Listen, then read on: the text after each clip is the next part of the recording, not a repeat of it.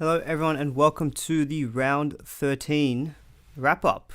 Short week, only 4 games, but obviously I wasn't able to give a video or any kind of content this week as I was a bit sick. Work was busy as well, so thanks all. Appreciate you sticking by me despite that lack of content for this week. But we're here to wrap up the round 13 bye week. So I've asked you all to put your scores into the chat. So I'm seeing quite a bit of variety. I'm seeing a few 600s, a lot of 800s, a few in the 900s, and a few people with big scores, in the thousands. There is a lot of big scores, I think, if you had the right players, like Drinkwater, for example. I finished on 898, and I fielded 13 players. So I actually, at the end of the day, went a bit harder at this round than I thought I would, just after having thought it through. And I'm glad I did, because I think seeing a lot of the popular guys do well, and if I hadn't done some of the trades that I did, I would have fallen a lot further behind, I think. So I'm happy enough with the decisions. It's not ideal. Low on trades as well. So we're going to have to have a big think about that. I think a lot of the thought around this week is now going to be, who do we start getting rid of for round 17, guys? We'll have to focus on the next week. And also in round 14, obviously, we're going to have Origin in between that. So any fallout that comes with that. So yeah, I'm seeing the average was around 9 to 11 to 12 players. And then a few people with 13.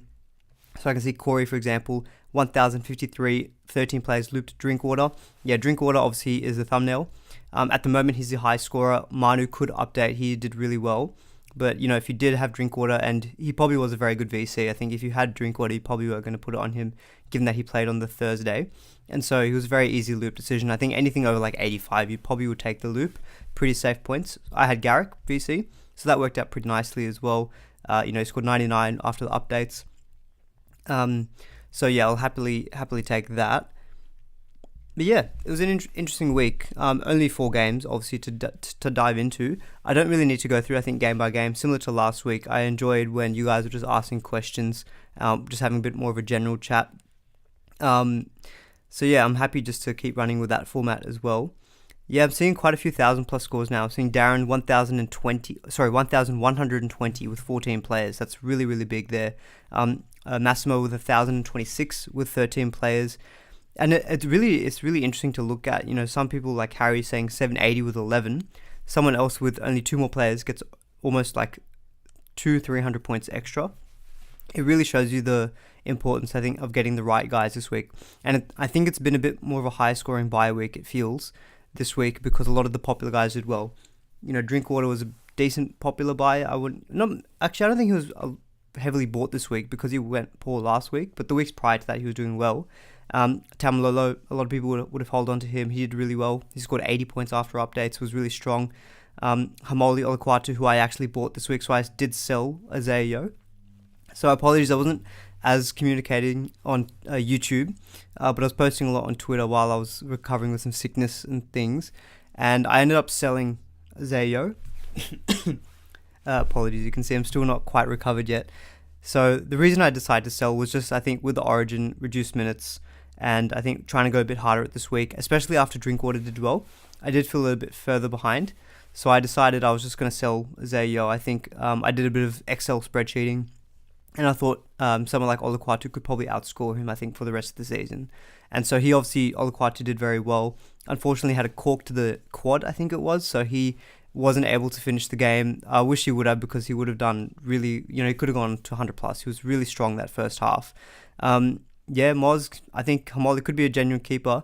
And the benefit with him is that without Turbo, Cherry Evans will look to use him more. So I think Olaquatu should hopefully sustain a solid 65+ average for the rest of the season. That was kind of my thinking as well, around going with Olaquatu.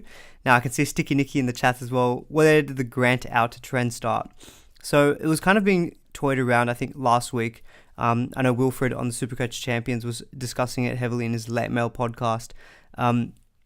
I kind of got into a discussion with it as well last week when I was on Barnsley's NRL All-Stars podcast. We were kind of discussing, like, maybe you drop your Origin stars.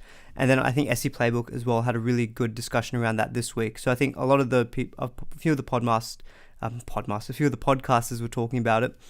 And then also in combination with the fact that he obviously was like 810k, had a really high break even.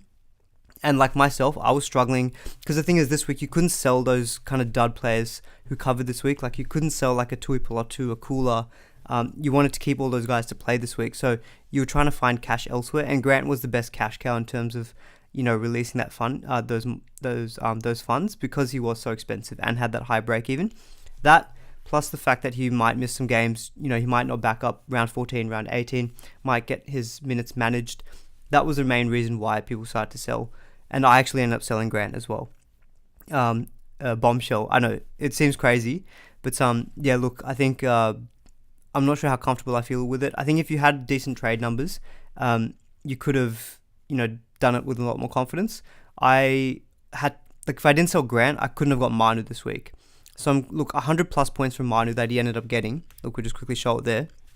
Man was a machine, tackle breaking non-stop. So if I didn't sell Grant and kind of stuck with him, and then Manu gets like 100 plus and I didn't have him, I would have fallen really far back this week. So selling him was kind of just trying to maintain pace. And also my thinking was, I'm 8.5k rank. I was like, do I just kind of float around, or do I just try to push really hard at the bye week, trying to make up some ground? 898 points, I think I actually feel like is kind of par based on the score that I'm seeing. So I think what I've done is just kind of stayed with the pack, which I guess is a good thing as well. But yeah, selling Grant, that was the reason why I did it. I bought in Coruscant. I couldn't afford to get Robson and then also afford Manu for Valea.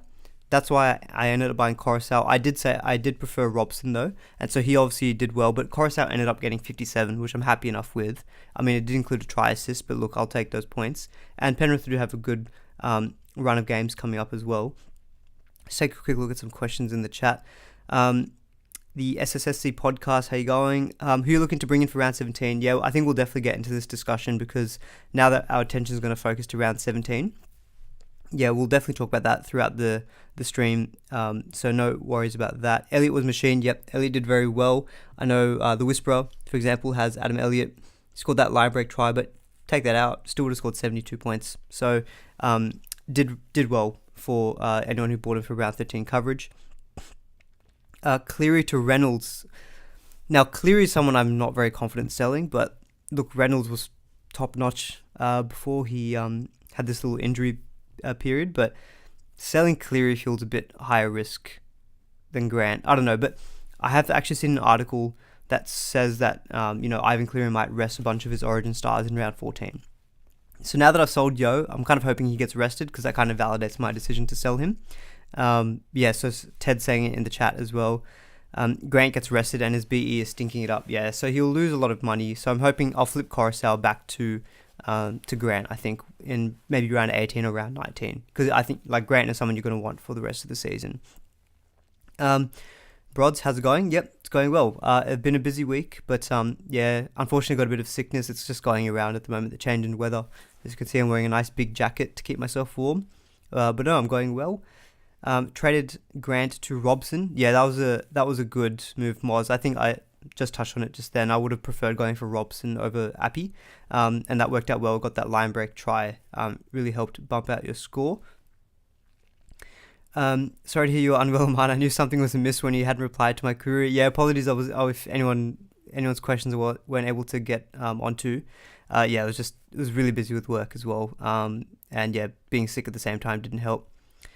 Do you have a plan to bring Grant back in? Yeah, no, look, the plan will be sell Appy Coruscant for him in round 19. So just taking a quick look at my hookers in my team. So I've got McInnes and Coruscant now. So if I want to quickly sum up the trades I did for this week, given that I wasn't on doing a content earlier this week. So I actually boosted. I sold Josh King for Angus. That move was always locked in. I sold Valea for Manu, and I got those funds by doing Grant to Appy. And then I sold Isaiah Yeo for Olukwatu. So I did use a boost this week. So I've got one more boost. I've got 15 trades, which is a bit scary, but I thought, let's just go for it. So 898, look, with updates, might get over a 900 score. But yeah, so those are the trades for this week. So yeah, I'll definitely sell Coruscant for Grant. I think I'd rather keep McInnes longer term, and he'll cover round 17. And then, look, we'll see what the money is. We'll see what Grant's price comes down to. If I have to sell someone like a Max King to enough, I'll do it. Like I'm happy enough to do, sell a couple of mid-ranges to enough to upgrade Coruscant to Grant. Probably is worth it. So that's my rough plan, but look, it'll be a while until I think I consider getting Grant back now that I've sold him. Is 1293 the highest there is to be seen? Mate, Cooper, if you've got 1293, that's a massive score. Hopefully you're not like one of those guys making up a sniper team. That's a huge score. I haven't seen higher than that. The highest I've seen is like an 1171 in some of the leagues I'm in. Oh yeah, and NRL Physio, shout out to him, absolutely thrashed me in the Podmasters head-to-head. I think he scored like 1146. It was already done before the round because I looked at his numbers and I was like, there's no way I'm winning this. And then just proceeds to smash me. Do you hold Cody Walker to round 19, Corey? Yeah, I think you would. So if you look at, Cody Walker is going to be one of those good round 17 targets. So, the draw is still going to be good for the Rabbitohs up until then. It's actually after that when it gets tough. So say, for example, if you look here, like they'll have the Titans, Dragons, Eels, who can't concede points, and then the Knights, and then the Bulldogs in round 18. So yeah, you're easily holding him for that run. And then as soon as he hits Melbourne, Sharks, Warriors fine, but then Eels again, Penrith, Cowboys, Roosters, it's a horrible run home for the Rabbitohs. So something to think about if you are looking at round 17 numbers. It's great to pile in on teams like the Rabbitohs who have a good draw, but just be conscious that when you look at that draw for the run home, you might have to sell him, you might have to sell them again. So you might have to burn a couple of trades on some Rabbitohs players. Because the benefit of round 17, obviously, is that you can bring in someone and then just hold them for the rest of the season.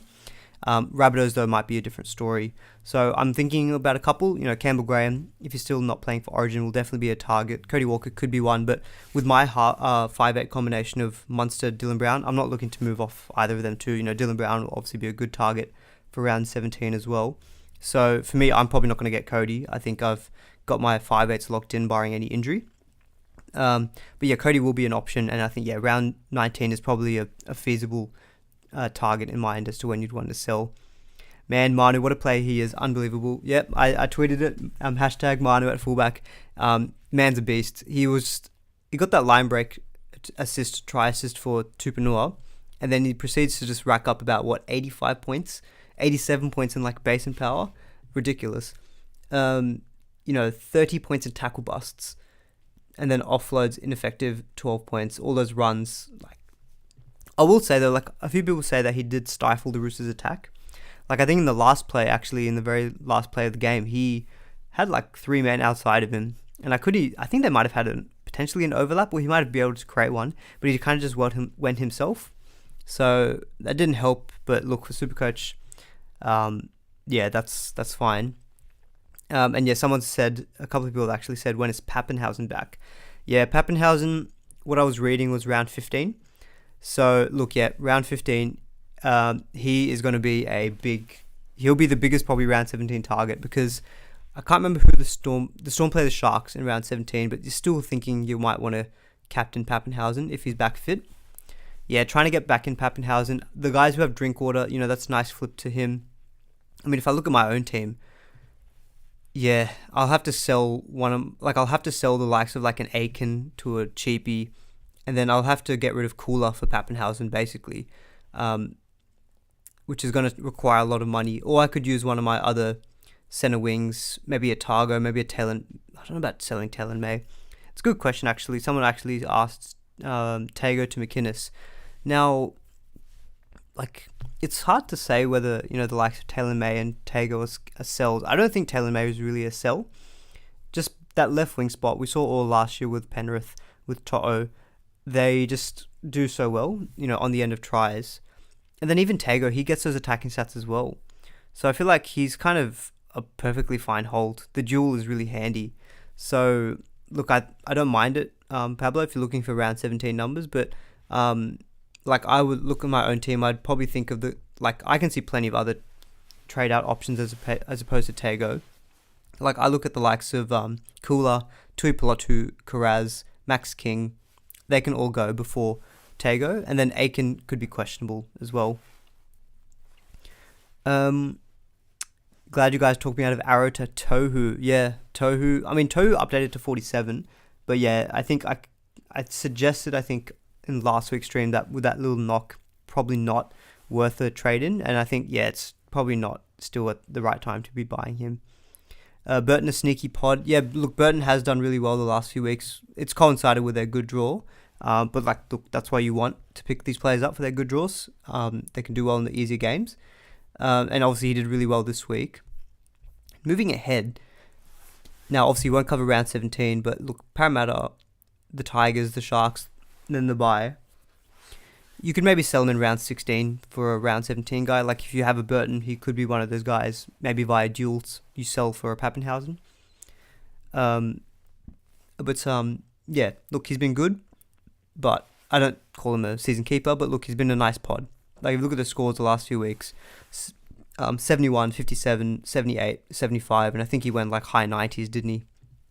I think he was 100 plus, but he might have updated just a bit down. Let me have a quick look. Yeah, 98, but look, you'll happily take 98 points. May surely a keeper at this point. Yeah, I think I tend to agree. I don't like. I'm not rushing to sell the likes of Taylor May or Tago, to be honest. I'm seeing something in a chat about someone scoring 1300 plus. Now that's huge. They probably must have had like, Kickout, Olukwatu, Garrick, Manu, Drinkwater, VC, Loophole, probably Tamalolo. They must have gone really hard at this week. Taff to Paps next week, assuming he's back from injury. Look, if you've got the funds to do Taff to Paps, I'm very jealous because that's an easy move. Again, I've seen talk that Latrell is back, not this week against Titans, but I think when they play the Dragons, which I think is round 15. So, like, Taff has already been benched, so I think he's already now like one of those immediate sell candidates. Taff for William Kennedy. Yeah, look, Kennedy is an interesting one because he's had back-to-back minus scores, which I don't think I've ever seen before. So, like, his price is just going to plummet. So he just could be one of those guys. Like, he's 417k. He scored -2. I don't know what the hell that does to his break even. But, look, if you can pick up William Kennedy when he's got the Warriors, the Titans, and then the Bulldogs, and then he's versing Melbourne Storm in a bye week, and you can get him really cheap. If you've got trades, I don't think that's a horrible move, to be honest.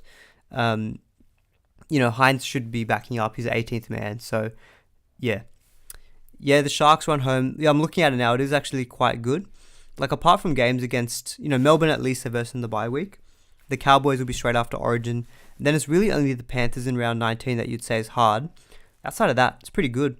Rabbitohs and Manly are okay to score points against. So, yeah, someone's asked about Mulatalo. I think he's a great option for round 17.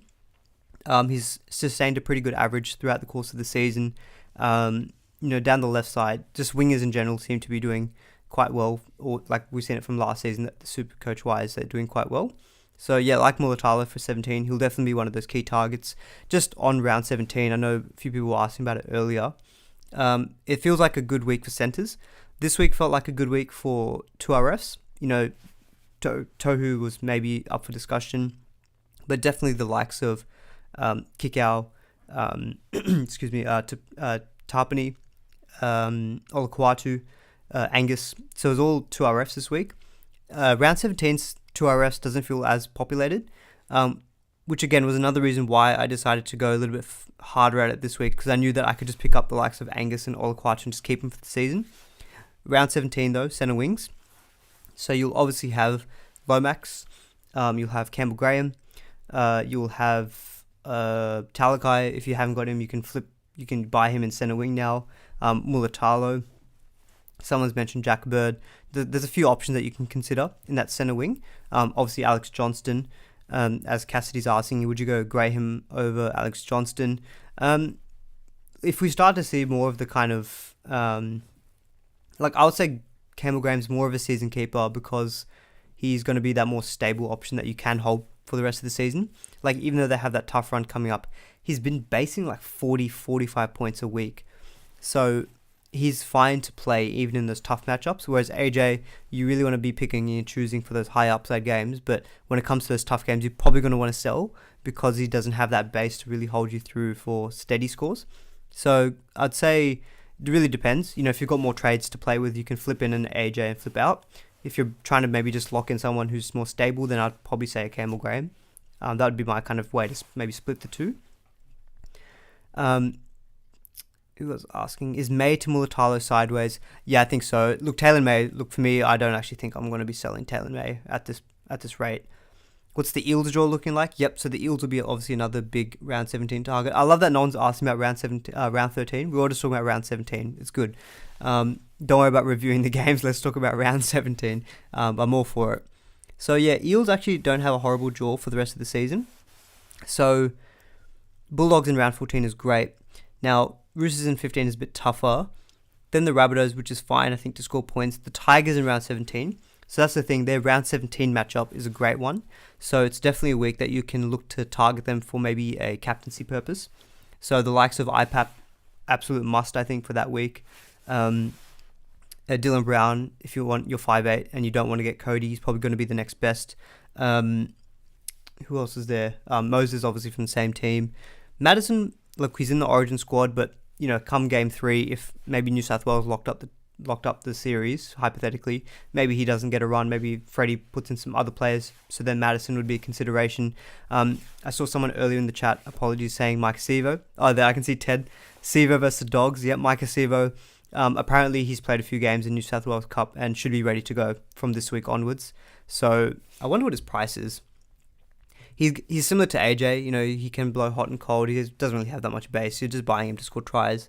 486k. So he could be a straight swap from like a Tui Pilotu. I might think about that actually. Bit of a pod against the Bulldogs. That's tasty. That is tasty. I might think about that. Yeah, so Sevo could be an option. Bit of a tasty pod. The only thing is that, can I view him as a season keeper? Not sure. But look, Sevo is one of those guys. I remember him scoring like 150 a couple of seasons back, and I actually owned him for that. It was awesome because he scored like 4 tries. But he can be a frustrating own.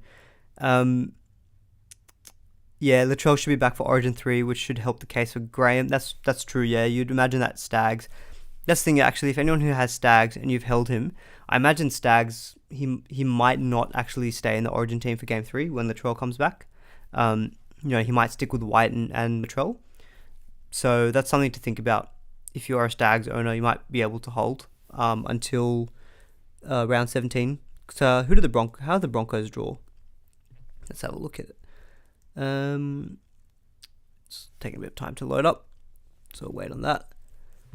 I'll wait a little bit. Let's answer some questions in the meantime. Should you get rid of TPJ? Yeah, look, I think the talk is that TPJ is going to be back next week, but I feel like so far this year he hasn't been posting like season keeper numbers. So I think like a TPJ to like say a David Clemmer, front row forward, again a great round 17 option. Him and IPAP are probably the best round 17 props. So, look, if you've got TPJ in your front row forward, just sell him for Clemmer. I reckon that'll be a pretty good round 17 move to go for. Would you trade Targo or May if you had to trade one? Probably Targo. He does have that nice dual flexibility, but I feel like Taylor May is more likely to get those bigger upside scores as opposed to Targo. Targo's seems like your steady guy. Taylor May's got those slightly lower games, but he's got decent enough base. But, yeah. He probably can go bigger than Targo can. But look, Targo scored 100 plus against Melbourne. So that's the thing. I don't even know if I'd want to sell either of them, to be honest. Just when you've got guys who are playing in the best team, and they're not playing Origin, so they're going to be staying in that team like through the tough period of time. I really like them as holds. Am I going to hold Suwali? That's an interesting one because Suwali, and the Roosters still have a slightly tougher run coming up, but he will start to lose cash now. So I just wonder at 450k, if he goes down to like low 400s, he might not yet be worth the sell. I'd probably prioritize selling Tui Pilotu over Suwali. I feel like Suwali's got longer term potential as the Roosters run home actually from after the bye week is quite good.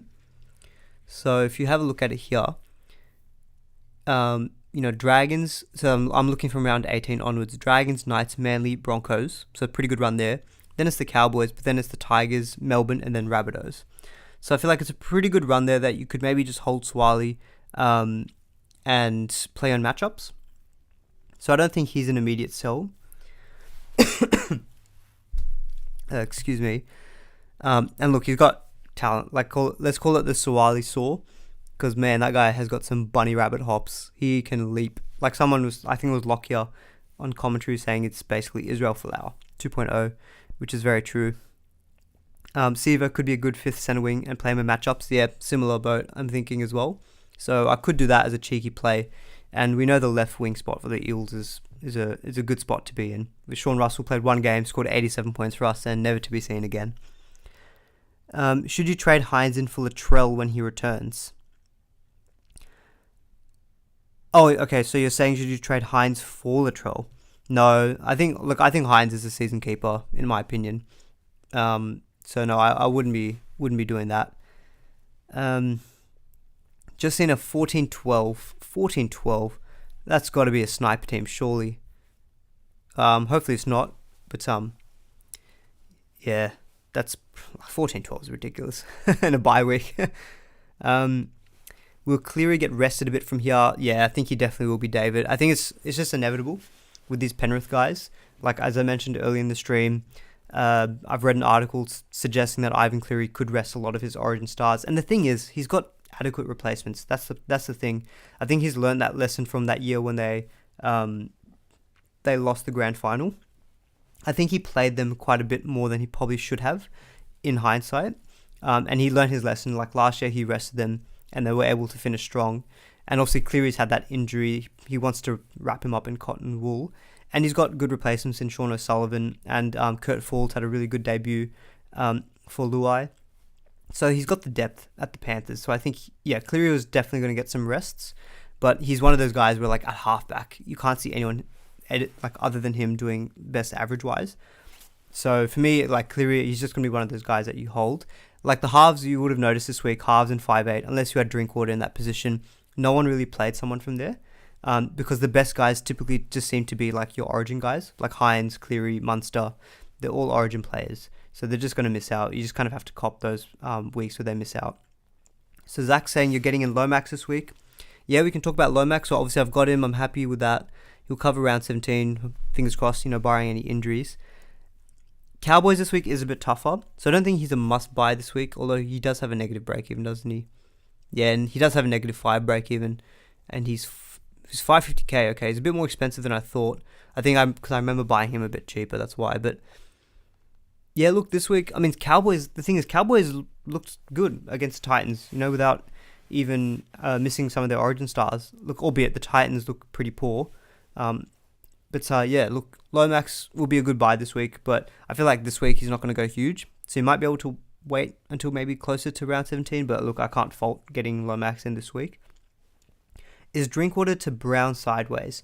Now, that's an interesting one because I do think eventually you probably will flip Drinkwater either for a Pappenhausen or a round 17 guy. So I don't think it's going to be sideways, but I would just say it's not one that you need to rush into. But I do get, when the Eels have the Bulldogs, it's a good matchup on paper. Is Tedesco a hold?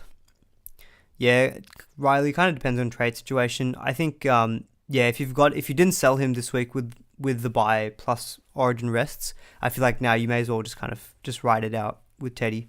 And the back end of the season is pretty good for the Roosters. And I heard a stat earlier this week, actually, that the Roosters, in the first half of the season, since Trent Robertson's been coach, they've won 53% of games. And in the second half of the season, since he's been coach, they've won 73% of games. So it just shows that they finish the season typically a bit stronger. And we've seen better signs from them as well, although a little bit clunky today. Is Cobbo a sell now? Yeah, I don't know. Broncos draw we never got the Broncos draw up, did we? Because my internet was a bit laggy. Let's have a look at it. For some reason, it doesn't want to show the Broncos draw. It must bring back it must know the bad memories for me with Cobbo and Stags. So unfortunately, I can't find that. I might be able to find that a little bit later for you. But yeah, Cobbo is one of those guys who, look, he's in the Origin squad. Probably he'll miss round 17. So I can't remember what his break even is. But maybe just hold on to him until he peaks in price and then maybe you can flip him at that point. But look, otherwise you could just be one of those guys that if you've got low trades, he's a perfectly fine option to keep as maybe your 5th or 6th centre wing that you play in matchups. Because he has shown good upside. And I think he's got the confidence now that he was maybe lacking at the beginning of the season. Is Talakai a hold realistically? I think he is because of the round 17 factor, and they do have a good draw coming up as well. And look, he scored 65 last week, I think it was. Got that line break assist. So yeah, look, I think Talakai for me is probably going to be a hold indefinitely. I feel like if you wanted to sell him, it was a couple of weeks back when he was at peak price. Now he's like what, mid 500s. So I feel like you're losing a lot of the value now. So I wouldn't be selling him at this point in time. Who would I trade Tuipulotu to? So yeah, it depends on some funds. I'm actually thinking of maybe selling one of those guys for a second row forward, because as you can see, in my second row forward currently, I've got Aitken, Tago, and Talakai. So they're all guys who I can flip down to my centre wing. So I'm thinking of maybe flipping down one of them, maybe an Aitken, and then getting a 2RF instead. If you're talking straight centre wing, Lomax is good. I think there's talk about Sivo. I don't actually mind this thought of going straight back to Sivo. Now, he is coming back off an ACL, which is not ideal. But the thing is, he's not one of those guys who's not like a forward who needs to rely on his speed and power. Like, he has power, obviously, but he's just there to literally stand on the wing, wait for the Eels to run a sweep play, and then he'll catch it and run over for the try line. So, yeah. I don't mind going straight for Sivo, actually. Mitch was asking, you still have Sean Russell. Would love to know your thoughts on him. If you still hold Sean Russell, look, he does have that negative break even, but with Micah Sivo back, I feel like the time's passed with Sean Russell. Sivo's their number one left wing spot. I don't see how Russell's going to get back into that team. So I'd probably just sell him now at this point in time. Oh, look, he's not at an extremely high price, so he's not hurting you riding your bench. And look, if Sivo unfortunately missed the team or with an injury or something, you'd expect Russell might get back in there, but Wonga Blake could also get back in there as well. Do I think Moses could be a bring-in? For sure. I think Moses, he's shown good upside earlier this season, and the Eels do have decent draw. That's one position where I think you can pot up for round 17, is the halfback spot. So most people, say like myself, will have Hines and Cleary. Now, a lot of us are going to be focusing our energy on getting Pappenhausen back. If you can somehow get Pappenhausen back easily, and then still also flip, say, Hines down to fullback, and you can get one of, say, Moses or Jerome Hughes, I think they're going to be big pods that week. So I think a lot of people, like, me, low on trades, I'm just going to try focus my trades on the genuine guns, like must-haves in my opinion, like a Pappenhausen, for example. So I'm going to struggle to, say, get to like one of those guys like a Hughes or a Moses. So if you have got that ability to get to them, plus still get in the likes of Pappy, I really do like that spot as a nice pod option to target for round 17. How are we going to get Pappy back? I don't know. I kind of don't... Look, it's nice to have a plan, but I'm kind of also just like, I'll wing it. If, say, Pappy's back round 15, I can't remember what his break-even is, but who did the Storm have in round 15? I don't have many Storm players. I only have Munster now. I've sold Grant. I've sold Josh King. So they've got the Broncos in round 15. The Storm do like to play the Broncos. They seem to always do well against them.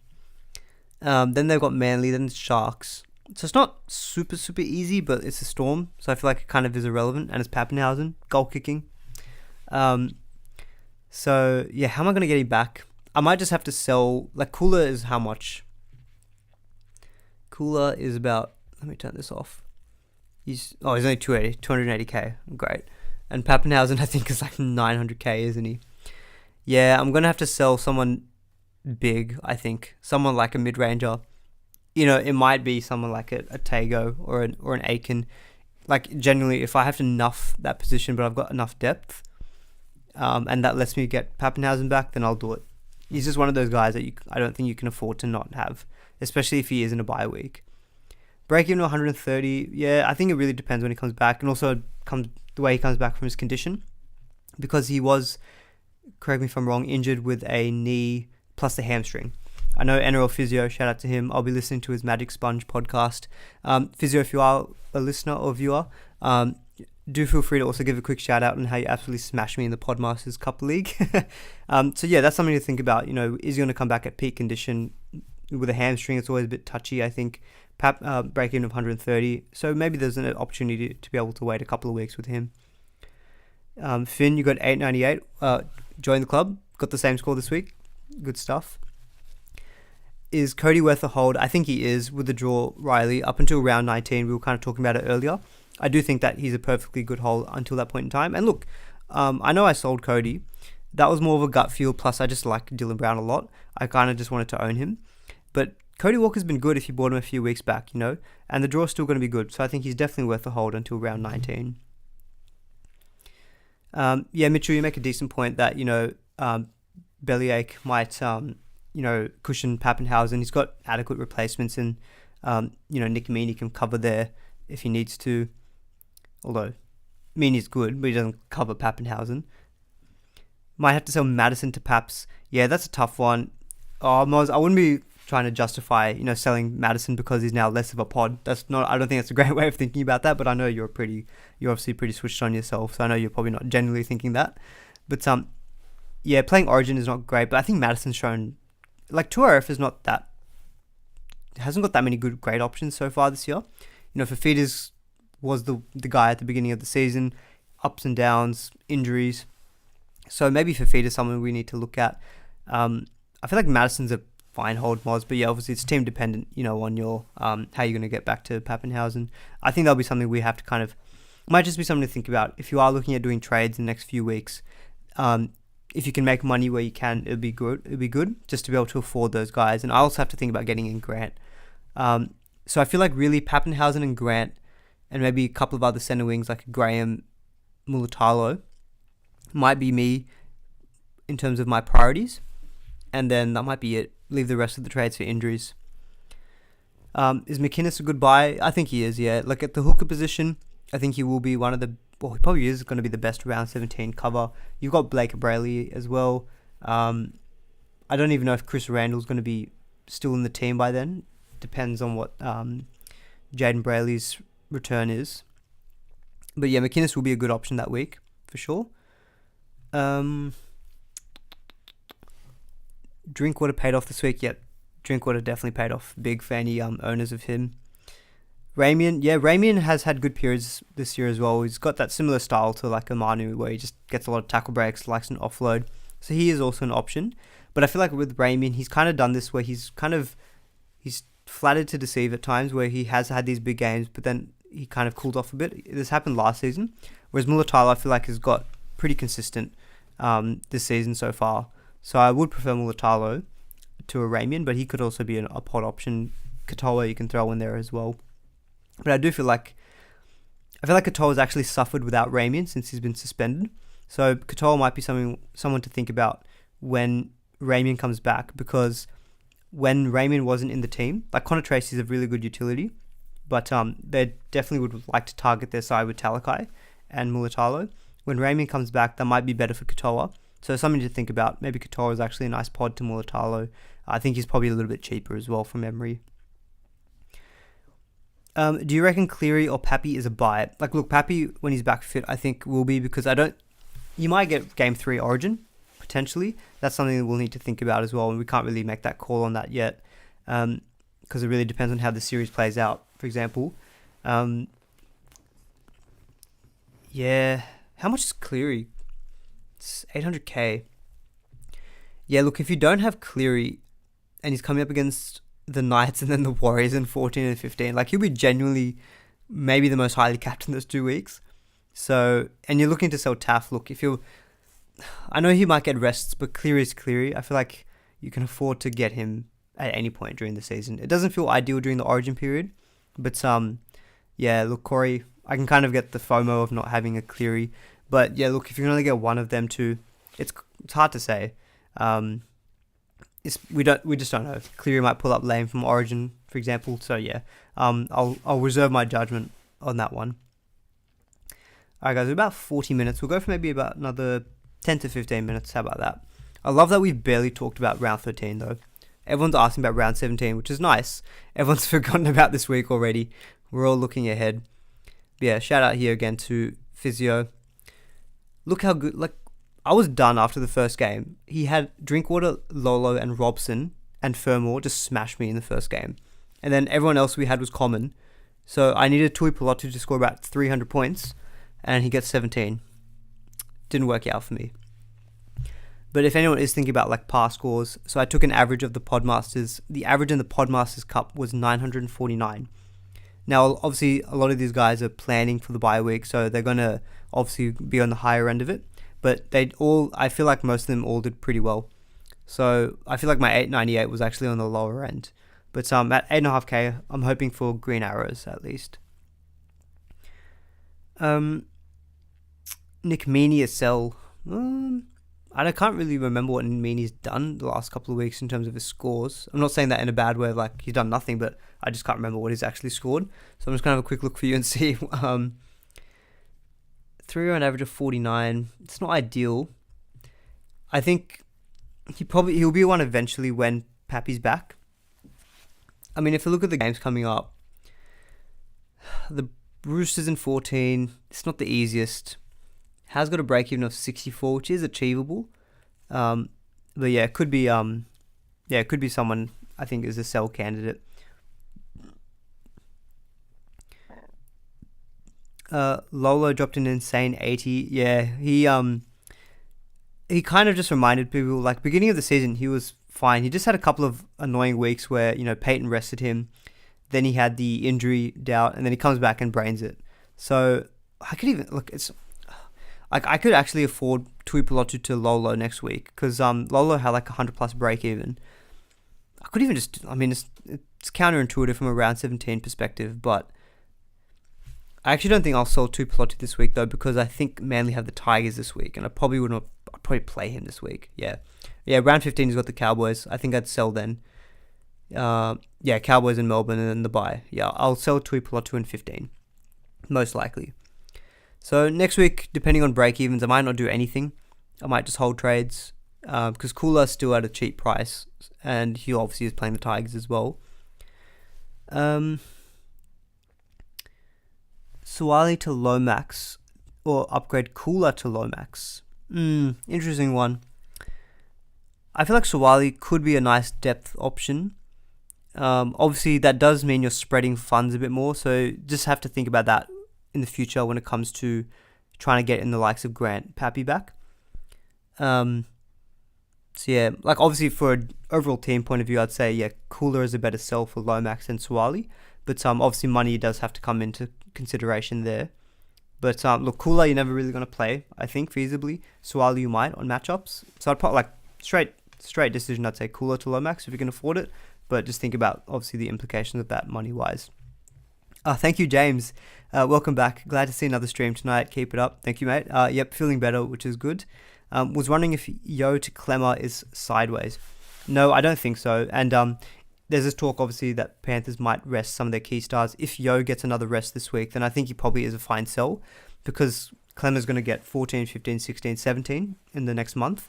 Yo would only get 15, 16, and then he misses 17, and then could miss it 18 again, obviously, with rest. So if that's the event that happens, I don't think it's sideways. If Yo does play, I still think there could be a potential of a rest in round 18, and I think that's probably still just about worth it. Am I holding Coruscant for the rest of the season? No way. No. I will not be holding Coruscant for the rest of the season. He's a stopgap. He was a round 13 option. I will be selling him for Harry Grant when Grant hopefully comes back fit in round 18 from Origin, or round 19. I'll sell Coruscant then. I'll probably hold McInnes over Coruscant, but we'll see what happens at that point. But McInnes covers round 17. He's a lot more steady as an option than Coruscant. So, no, Coruscant will not be a season hold. I'm not actually, I wasn't that keen, to be honest, on Coruscant. I kind of mentioned it in a couple of videos. But with my money situation, I couldn't afford Robson and Manu. I was like 9k short, which is quite annoying. Blake Taft to who? I mean, it's a very open-ended question. I mean, I know actually a few people might be buying Ezra Mam because Ezra Mam does have a really big negative break even. But if Ezra Mam's not named in the Broncos team, you can't really go down to him. So, yeah, I can't really answer that at the moment, Zach. I need to think about that a bit more. But look, in your 5'8" spot, you can obviously... he's the halfback fullback. So halfback... I don't know any cheap halfbacks.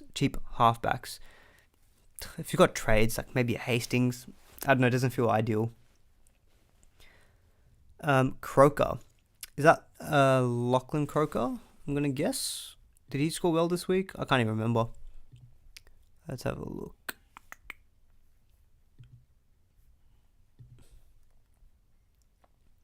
$94.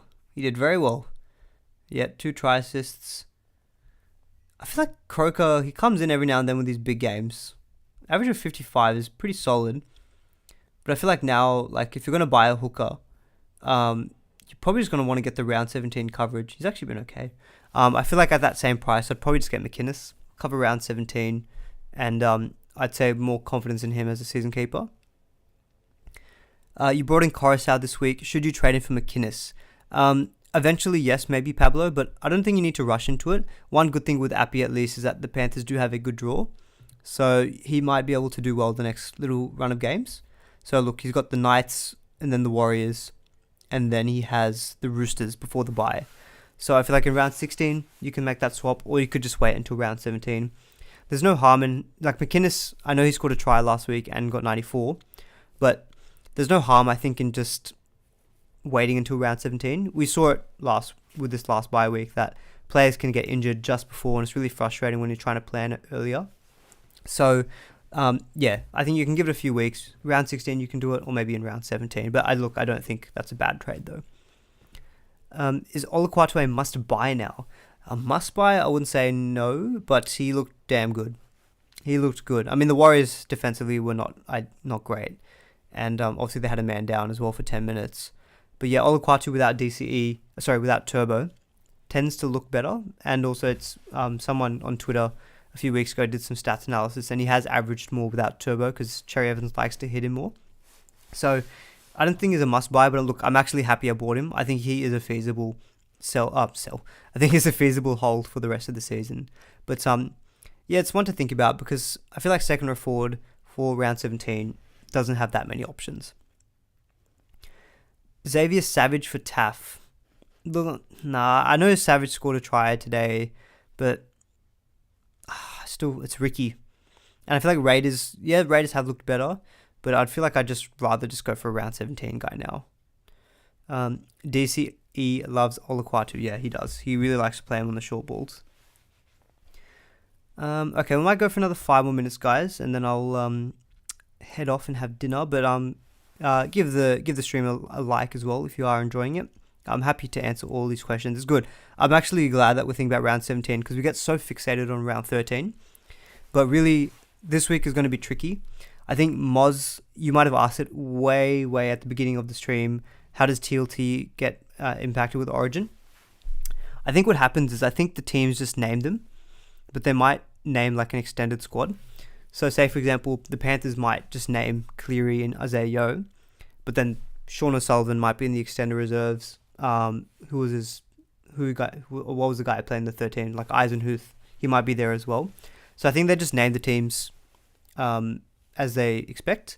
Or sometimes they just name the team and don't even include them. So yeah, that's something to think about. Although I'm going to check NRL.com and I'll see if I can find some information on that. That would be my thinking, is that they just released it on Tuesday, but they might just name or not name their Origin guys. Are you Fijian Indian? No, I'm not Fijian Indian. I'm just I'm Indian.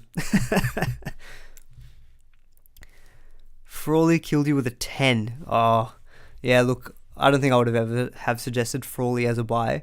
But yeah, that sucks. Only 10 points. Who was more of a keeper out of Tago and May? Yeah, this question's coming up quite a bit. Might be something we have to discuss a bit more in detail, but I'd probably say Taylor May is more of the keeper than Tago. Is Origin this week or next week? It's this week, Pablo. So it's this coming Wednesday. Wednesday, 8:10 p.m. at ANZ Stadium, or Accor Stadium, sorry. They keep changing the sponsor's name. But yeah, so go the Blues. I don't think the other two games are in... I don't think they're doing the rotation of New South Wales, Queensland, New South Wales. I think the second game could be in Perth, from memory. And then the third game's in Suncorp. So, yeah, as a New South Wales fan, we really need to win that game one, because I don't fancy trying to win in Perth and then again in Suncorp to win the series. And I'm generally not. I'm always concerned about Queensland, but the last couple of years has been different with the rules, and our team's been pretty injury free. We're coming into it with we're missing Turbo and Latrell, which is not good, and Queensland have selected a really good team. I'm actually, a bit scared of their team, to be honest, because all of their guys, all the Queensland teams apart from the Titans are performing well. So all the players they picked from those teams are in form. Cobbo, Cotter, Nanai. And then obviously you've got the likes of Munster and stuff. Holmes and Gagai I'm actually terrified of. Last season we were talking about Queensland centres not being good at all. And then you've got now Holmes, who's been playing amazingly well at centre. And you've got Gagai, who just, whenever he puts on a bloody maroon jersey, just turns into, I don't know, just goes up another level. He's insane. Do you feel like a lot of teams are centre wing heavy already and could struggle to get in multiple round 17 centre wings? Excuse me. I think so, yeah. Like the likes of, that's why at the moment if I flip down Talakai, Aitken and Tago into my centre wing would be stacked. So yeah, I think in short, I agree that a lot of the centre wings are stacked at the moment, but it's also where a lot of guys are going to try sell players. So Kula, Tass, Tuipolatu, Karaz. Is Cotter a sell? I think he could have been sold this week. Now that you've not sold him, I feel like he probably is okay to hold, because I don't think he's not an insanely high price. And he's shown enough, I think, this year to be a season keeper. Now, round 14 and round 18, he's going to take a bit of a hit with his minutes. But I think he's done enough to be enough of a season keeper. And he's got dual flexibility, which is really handy. So I don't think I'd be selling Cotter now. If you sold him in round 13 for another option than to make the points, then I think it would have been more justifiable. Now that the week's passed, I don't really think it's probably worthwhile. Corey, thanks for your time and thoughts, Aman. You've helped me so much. Only my second year playing. Last year finished 40k. Currently ranked 7.9k. Oh, that's awesome. Thanks so much for the kind words. You're ranking ahead of me, which is good. Glad to see that people who are watching are doing well. J King for Clemmer. Nah, Amir, I don't think so, because I don't know. King. This is the reason I sold Josh King this week with confidence, is that since Kamikamika has come back into the team, Josh King's minutes and his scores have gone down. So I'll quickly run off some of those numbers for you, just so you can get that context. So if I go to Josh King, so last 3 games, he's played 56, 50, and 51 minutes, when before that, he was playing like mid-60 minutes. And so his scores have been obviously like 47, 39, 38. Kamikamika has come back those last 3 games, and his minutes have gone up each game. 30, 47, 54. So King is definitely being impacted by Kamikamika. And yeah, if he's just going to be punching out high 30s and Clemmer is going to be punching out mid 60s, that's like a 30-point gap in average, which I think actually probably makes it worthwhile to sell. So my first thought was no, because of the round 17 coverage. But if King is still going to be punching out like low 40s and Clemmer's going 20 points above him, then I think it probably is worth it. 1081 here. That's a really good score, David. 1146 from Tommy Turbo. Tommy Turbo plays Supercoach, guys. Good on him. When he's not playing footy, he's on the Supercoach. That's a really good score. Okay, Mike saying you might keep Tago over May because 2RF is a wasteland, but centre wing is a gold mine. Yeah, that's a good point. Centre wing is going to be good for round 17, but 2RF not so much. Yeah, that's kind of why I'm thinking maybe I just hold Targo. I don't know. Thoughts on Suwali trade out? Yeah, we kind of spoke about it a little bit. I think he probably is an okay sell for a round 17 guy, but he's one of those guys I think you can also just feasibly hold and be a nice matchup play, because the Roosters do have a good run home. Alright guys, I think I'm going to end it there. We've gone for close to an hour. Love that we didn't really speak that much about round 13 itself. We were speaking more about round 17, but that's good. It's good to think about the guys that we need to start selling from our round 13 bye week. But look, there's not really much to talk about, I think, anyway. Like, all the popular guys did well. Garrick, Drinkwater, Joey Manu, Angus, they did quite well. So hopefully you all had a good bye week. But I'm going to end it there. I'm going to have some dinner, going to relax, kick up the feet, and yeah, hopefully anyone watching the replay, I'll try add. Well, actually, there's no really need to add timestamps because we've just kind of had more of a general chat. But thank you everyone for joining. Give the stream a like on the way out as well. It really does help out with the algorithm on YouTube. And yeah, thanks everyone for tuning in. Should be fine to be back this week with content, hopefully. Fingers crossed, but I'll obviously communicate that if I can't.